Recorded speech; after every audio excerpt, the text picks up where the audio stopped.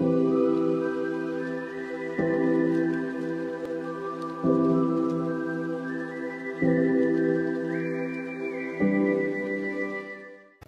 jina la Baba na la Mwana na Roho Mtakatifu.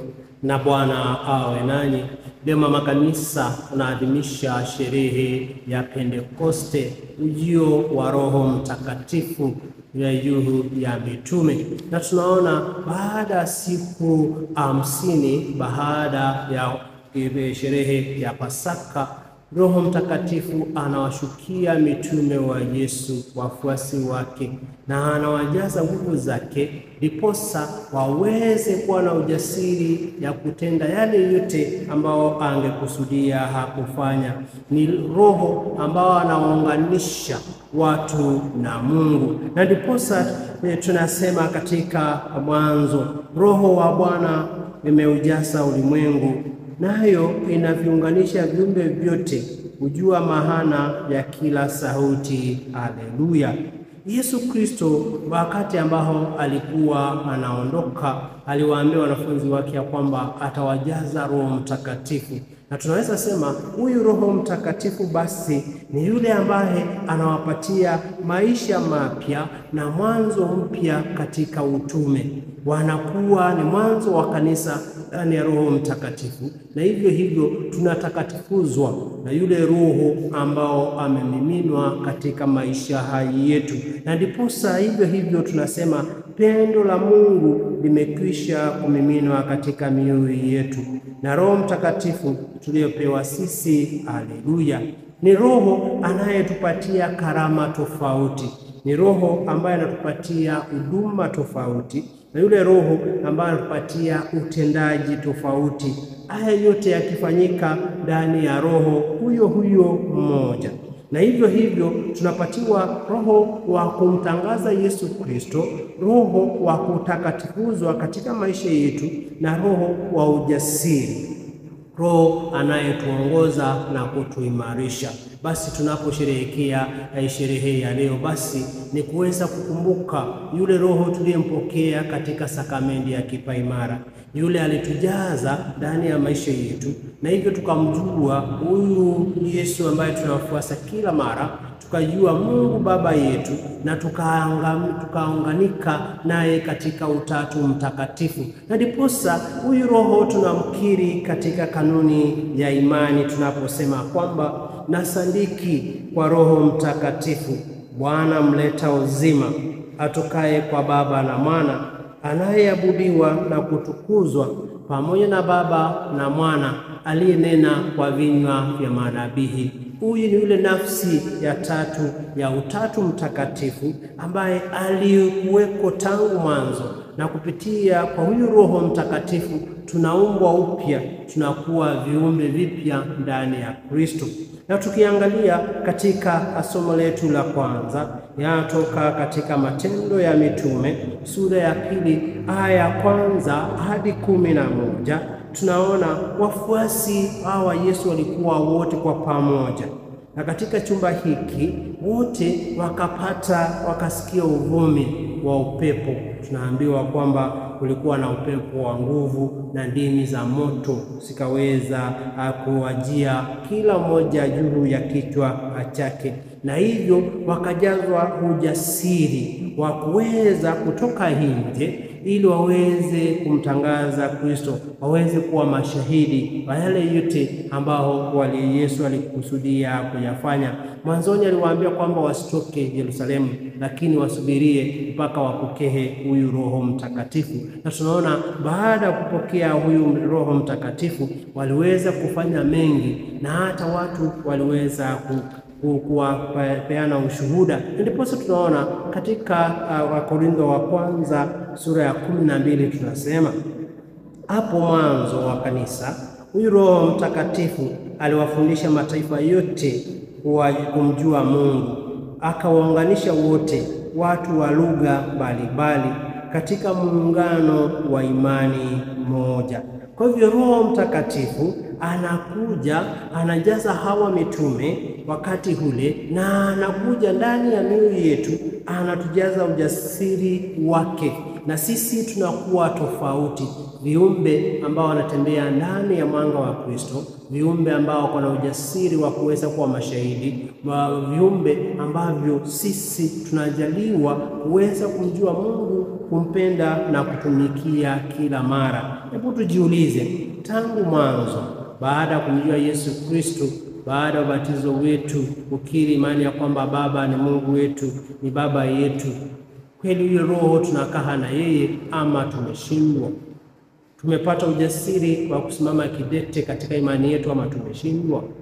Tumeshindwa kujitetea katika mahandili ama kuna ujasiri wa kusimama imara na kuweza kutenda yaliyo mema? Kwa hivyo na sisi pia katika hali moja ama nyingine tumepokea huyu Roho katika maisha yetu.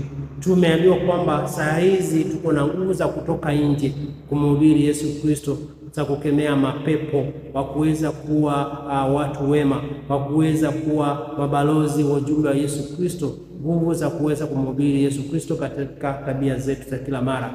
Hiyo kazi tunaiweza ama tunashindwa? Na wakati ambao walishukia hawa mitume, tunakumbushwa kwamba wote waliongea lugha moja, watu wa mataifa tofauti wakawaelewa hawa. Hii ni lugha ya upendo.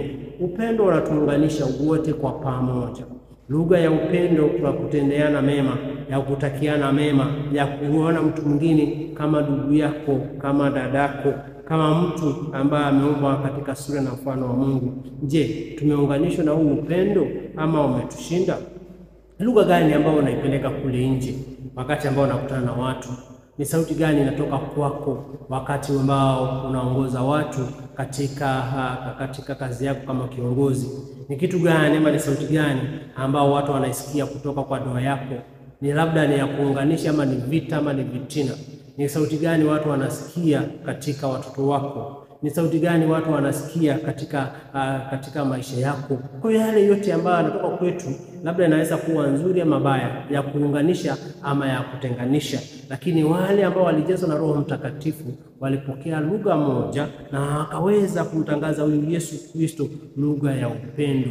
Tuongozwe ni lugha ya upendo ambayo inatuunganisha wote kwa pamoja kama familia ya Mungu. Na somo letu la pili linatoka katika waraka wa kwanza wa Mtume Paulo kwa Wakorintho, sura ya 12 aya 3 hadi 7, 12 hadi 13.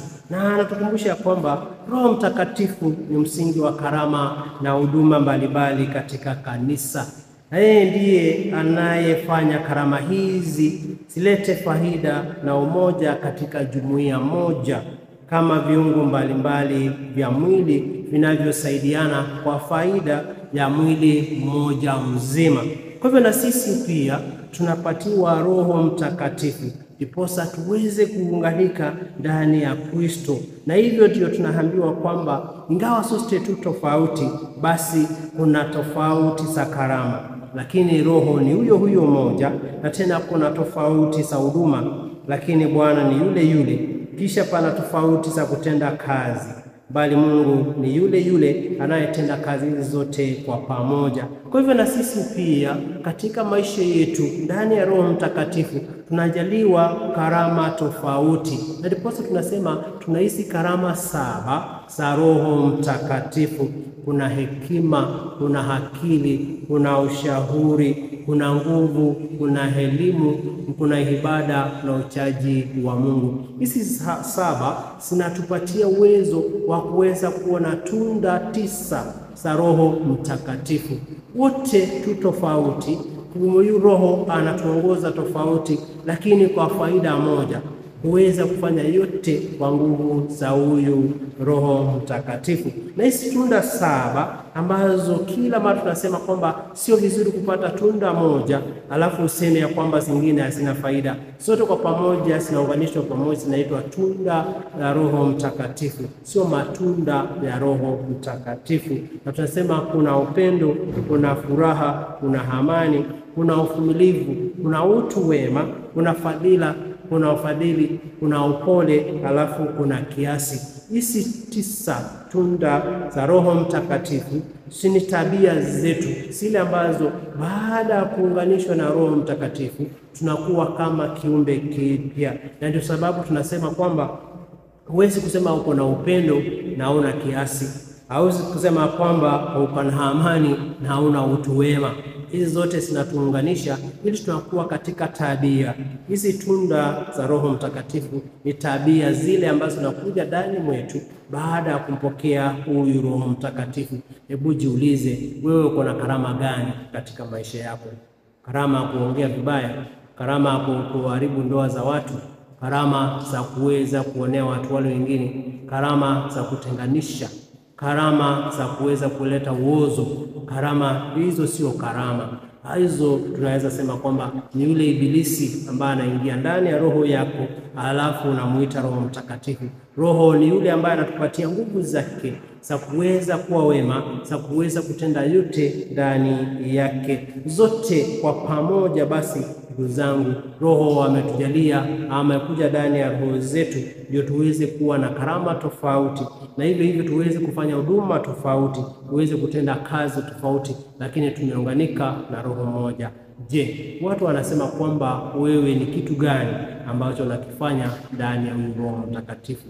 Ni sifa gani ambazo watu wanaweza sema kwamba kweli wewe uko na roho ndani ya moyo wako? Na ndiposa tunaambiwa kwamba katika kiitikio, Zaburi anatuambia kwamba waipeleka roho yako Bwana, nawe unafanya upya uso wa nchi. Na sisi wote kwa sababu tumejaliwa roho, zile karama ambazo tuko nazo ni za kujenga ufalme wa Mungu katika maisha yetu. Unajengwa ufalme mpya katika familia zetu, katika kazi zetu, katika mazingira yetu, lakini tukiongozwa na huyu Roho Mtakatifu. Na injili yetu ya leo inatoka mwinjili Yohane sura 20 aya 19 hadi 23, na tunaona huyu Roho Mtakatifu anatupatia zawadi mbili. Zawadi moja anatupatia amani, na ya pili kusamehewa kwa dhambi zetu. Roho Mtakatifu analeta amani, na ndiposa Kristo anatuambia kwamba akiwa ndani mwetu nasi tukiwa ndani yake hakuna kitu kitatuongopesha. Ujiulize, kwa kweli wewe uko na amani katika maisha yako? Kuna wengi ambao hata hawezi kulala kwa sababu hawana amani katika mioyo, hawana amani katika ndoa, hawana amani katika kazi, hawana amani ya mawazo, hawana amani ya sala, kwa sababu kuna kitu ambacho kinawasumbua. Ni kitu gani kinakusumbua katika maisha yako? Ni kitu gani ambacho kinakupatia hofu katika maisha yako? Mashaka yako kwa sababu ya yale mengi ambayo tunayapitia, lakini Roho anatutuliza. Tunaona kwamba tuna matumaini ya maisha mapya kesho. Uko na matumaini ya ndoa kujengwa, uko na matumaini ya kupata pesa, uko na matumaini ya kukua katika imani, uko na matumaini ya kukua na kuwa na watoto. Kwa Roho huyo ndiye ambaye anakuja ndani mwetu, alafu anaondoa hofu zote, anaondoa mashaka yote, na anapatia utulivu wa ndani. Na hivyo Roho huyo ndiye anatakatifuza kanisa katika ondoleo la dhambi.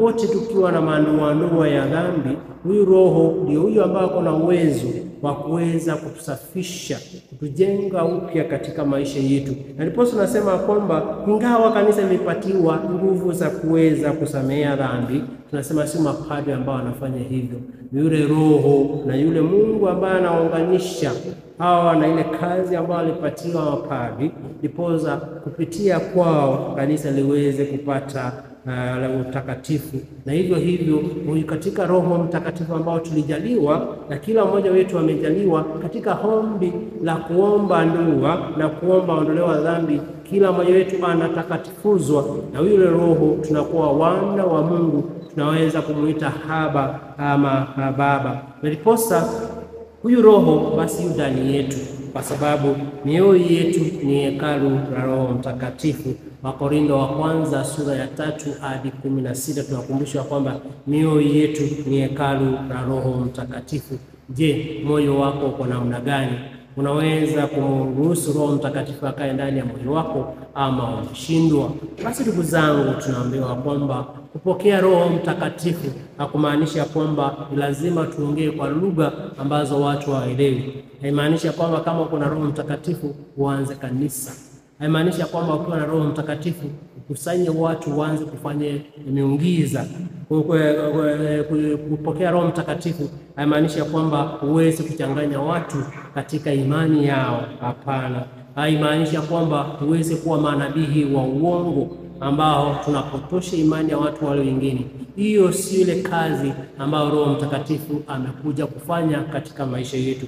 Wote tunaunganishwa kwa pamoja ili Roho atuongoze katika hali iliyo nzuri. Ndugu yangu, usikadanganyike na wale manabii wa uongo. Usidanganyike na wale watu ambao wanakuombea vitu ambavyo hawaelewi. Usidanganyike kwa sababu unatafuta miujiza. Hapana. Roho wa Mungu ni yule ambaye anakuongoza katika utakatifu, anakuongoza katika fadhila, anakuongoza katika tabia nzuri, anakuongoza katika utu wema, ndipo uweze kumpendeza Mungu. Kwa hivyo tuombe leo ili Mungu atujalie Roho katika maisha yetu, tuweze kutakatifuzwa, tuweze kujengwa upya, na hivyo ulimwengu uweze kuwa mpya katika tabia, katika vile watu wanavyofanya. Na zaidi ya hayo kumwamini huyu Yesu ambaye ametujalia huyu nguvu za kuweza kuwa wana kwa kifo chake. Tumsifu Yesu Kristo. Tuombe. Uje Roho Mtakatifu, uzienee nyoyo za waamini wako. Peleka Roho wako, itaumbwa upya na nchi itageuka. Tuombe. Mungu uliyefundisha nyoyo za waamini wako kwa kuwaletea mwanga wako na Roho Mtakatifu, tunakuomba utuongoze na huyo Roho tupate yaliyo mema na daima faraja zako. Na tuomba hayo kwa njia ya Kristo na Bwana wetu. Na Bwana awe nanyi, na wabariki Mungu Mwenyezi, Baba na Mwana na Roho Mtakatifu. Na watakia sherehe njema. Usisahau kusubscribe, kushare na kucomment, ndio wote kwa pamoja tuweze kuwa katika channel yetu ya Living Word Homilies. Barikiweni sana.